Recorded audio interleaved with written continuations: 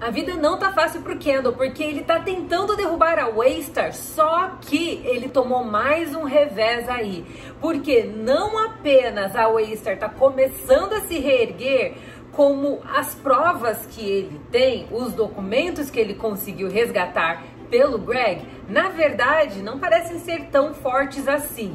Ele tá apelando e eu acho que no final dessa temporada a cabeça dele é que vai rolar, viu? Vem aqui comigo que a gente vai bater muito papo sobre o 5º e o 6º episódio de Succession. Bora!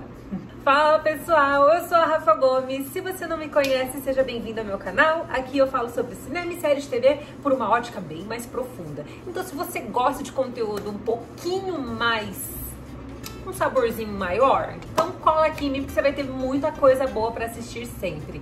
E também, é claro, galera, já dá aquele apoio pro canal se inscrevendo aqui e me acompanhando no Instagram, no @RafaGomes, e no TikTok, no @RafaGomesC, ok? Agora bora falar sobre o 5º e o 6º episódio de Succession, porque a coisa não tá fácil. Infelizmente, na semana passada eu não consegui fazer a análise do 5º episódio, então a gente vai juntar os dois aqui agora e eu vou te contar o arrependimento que eu tive por não ter feito a análise do 5º episódio. Porque que episódio insano! A gente finalmente chegou na reunião dos acionistas e nos 45 do segundo tempo, o Sandy e o Stewie decidiram fazer um novo acordo. Só que para esse acordo ser fechado foi uma novela, gente. Tentaram tirar o jatinho do Roman e Companhia Limitada. O Roman bateu o pé para não tirar o seu jatinho e aí eles quase perderam o acordo porque o Logan tava surtadaço. Ele teve uma infecção urinária ali, gente, que na melhor idade é muito mais grave do que na juventude. E pelo fato dele não ter tomado os remédios, ele acabou tendo devaneios, ele entrou numa espiral de alucinações terrível. E o bicho pegou, porque ele não estava nem um pouco lúcido e o futuro da empresa estava em risco. Então você pensa o quadro caótico. O cara tá na pior das circunstâncias e ainda tem que tomar a decisão mais importante da sua vida. E é claro que quase tudo foi pro buraco. E quando o pessoal descobriu que ele tinha uma UTI, né, que é realmente uma infecção urinária, pois é, eles descobriram já com a corda no pescoço, estavam todos tentando enrolar a reunião dos acionistas, cada hora era um subindo ali no palco, tentando fazer malabarismo com muito tempo que tinha, mas aí quando eles finalmente descobriram tudo que estava acontecendo, a Shiv tentou acertar um novo acordo com a Sandy, filha do Sandy, e aí a coisa ficou fechada da seguinte forma: 4 cadeiras no conselho para o Sandy e para o Stewie e 4 para a família Waystar. Antes seria 3 e 2 cadeiras para Sandy e Stewie, se eu não me engano. Agora ficou páreo a páreo ali, ficou bem alinhadinho. E agora é claro que isso pode refletir lá no futuro, porque como ambos possuem o mesmo poder dentro do conselho, talvez aprovar algumas decisões não seja algo tão fácil assim. Só que eu queria fazer um parênteses aqui desse 5º episódio que foi algo que me chocou. O Sandy quase não apareceu na primeira e na segunda temporada, né? Na primeira temporada ele aparece mais vezes, a gente tem aquela emblemática cena na festa de despedida de solteiro do Tom, em que o Stewie e o Sandy abordam o Kendall para vender a parte dele, fazer uma negociação ali para tirar a maioridade de porcentagem da família Roy, né? E depois daquilo lá, a gente só via a negociação sendo mediada com o Stewie. E até então, a gente não tinha noção do que de fato estava acontecendo com o Sandy. O nome dele sempre aparecia o tempo todo como esse acionista que estava brigando como um cachorro grande, só que era só o Stewie que estava aparecendo. Na segunda temporada, a gente viu muito do Stewie, mas nada do Sandy. Mas aí veio a terceira temporada e o Sandy apareceu. Só que a gente não tinha tido relato nenhum em relação ao Sandy. O que teria acontecido com a saúde dele, se ele estava bem ou se ele não estava querendo aparecer. E de repente ele aparece nessa terceira temporada com um quadro altíssimo do que aparenta ser demência. E eu não sei vocês, mas eu fiquei num estado de choque absoluto. Porque eu falei assim, não gente, o Sandy tá assim? Poxa vida, a gente viu ele lá na primeira temporada, firme, forte, super saudável, de boaça aí, fazendo seus trâmites, suas tretinhas. E ele tá cadeirante, assim, numa situação dessas, tão delicada, com a sua filha respondendo por ele. Aquilo pra mim foi assim, explodiu minha mente. Primeiro porque foi muito chocante ver o ator naquela posição, naquele estado. Eu realmente não esperava por isso. Mas foi uma ótima forma de trabalhar esse arco também, vocês não acham? Mas a gente precisa citar que foi a Shiv quem conseguiu fechar esse acordo nos 45 do segundo tempo, fechando uma parceria ali com a filha do Sandy, chamada Sandy Conway. Só que a situação ficou feia pra Shiv, porque embora ela tenha conseguido manter a família dentro da Waystar, diretamente envolvida, o Logan não gostou nada disso. E no capítulo seguinte ele dá sua fiada alfinetada e uma quase retaliação na própria filha. No final do quinto capítulo eles estão lá comemorando o fato deles não terem morrido, né, por assim dizer.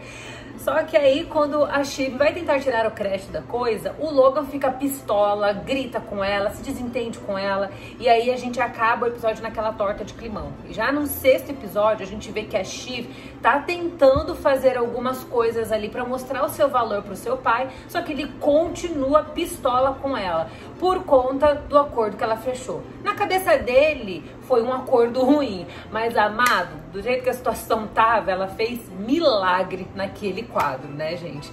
Mas a situação não parece nada milagrosa pro Greg e pro Tom, que deram uma boa aproximada ali com a perspectiva de que ambos possam ir para a prisão. Eu preciso falar que o Kendall deu uma boa ameaçada no Greg, porque o Greg disse que estava do lado dele, mas a gente viu o Greg sambando dos dois lados, cada hora ele tava pendendo para um lado. E a partir do momento que ele fechou com a Waystar, é claro que automaticamente ele se tornou inimigo do Kendall.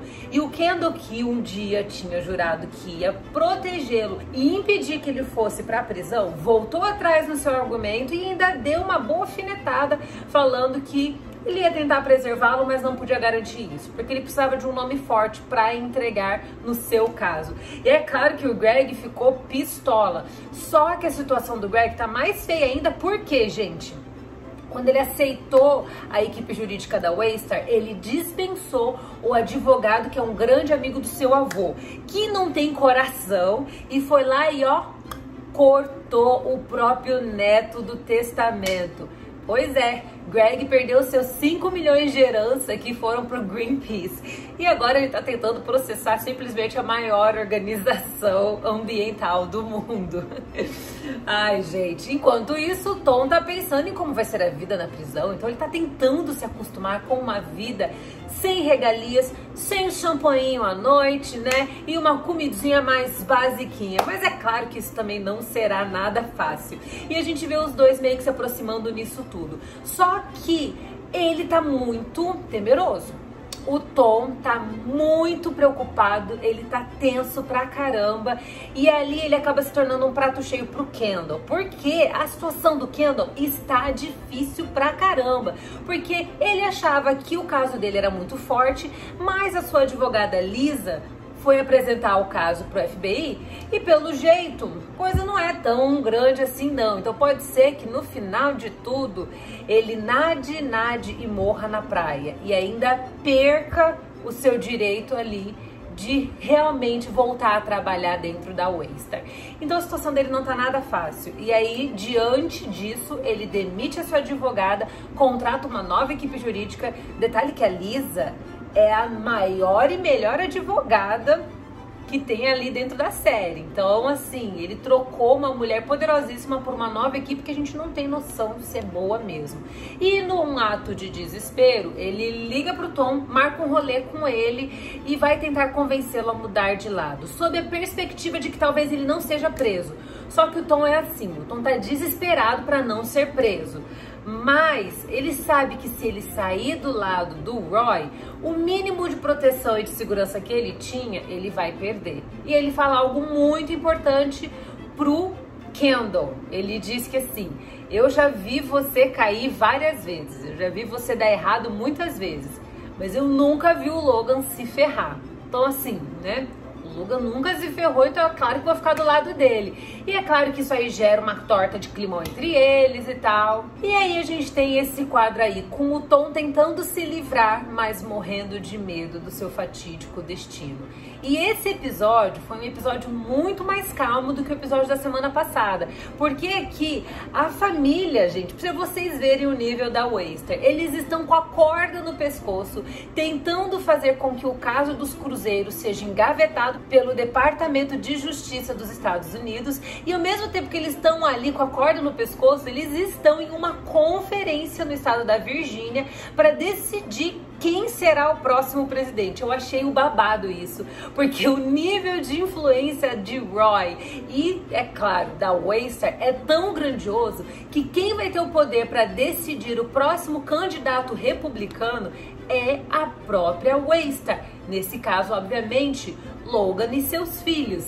Só que Logan, é claro, que bate o martelo no final. Então a gente passa o episódio inteiro entre diálogos muito afiados, muitas piadas de humor sombrio e Logan analisando clinicamente cada um dos possíveis candidatos para ver para quem ele dará o apoio. E é claro que a gente tem que dizer que, como a ATN é simplesmente uma das maiores emissoras que tem nos Estados Unidos e também é uma das mais influentes e também é uma das mais manipuladoras, todo e qualquer candidato precisa do apoio da emissora, porque se a emissora quiser puxar um dossiê e destruir esse possível candidato à presidência, ela faz isso e a carreira política desse cara é degolada. Então vocês perceberam que a ATN tem muita influência mesmo no meio de um Titanic aí que tá entre trancos e barrancos. Não sabe se vai ser destruído ou não, não sabe se vai afundar de vez ou se vai conseguir se manter, pelo menos, né, de um jeito ou de outro.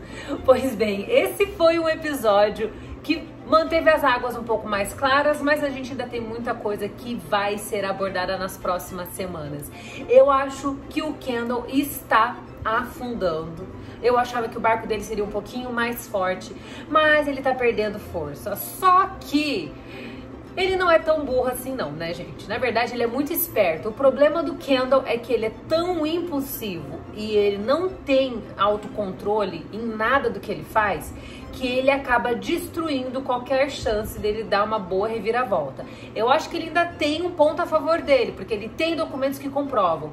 Só que o Logan ainda tem muita grana e tá quase conseguindo trabalhar ali no meio do Departamento de Justiça para arquivar o processo. Então é claro que tem muita coisa para acontecer, né? E eu acho que o Kendall vai ser o elo mais fraco aqui. Agora eu quero que vocês me contem, e pra gente encerrar eu quero ler o único comentário que a gente teve no vídeo de análise que eu soltei na semana retrasada, que foi um comentário do Bruno Lui Orselli, que ele fala que tá cheio de reviravoltas nesse episódio. Ele também tá falando de uma possível aproximação entre Kendall e também o Logan. Eu acho que essa aproximação vai acontecer, mas eu acho que vai ser mais pro final da temporada. Eu acho que o Kendall vai tentar esgotar todos os seus recursos e quando ele perceber que não tem mais jeito, aí que eu acho que ele vai ceder pro seu pai mesmo. E se você ainda não deixou um comentário aqui, não deixa de participar aqui da análise de série e já me acompanhe no Instagram, no @RafaGomes e no TikTok, no @RafaGomes, ok? Um beijo e até a próxima!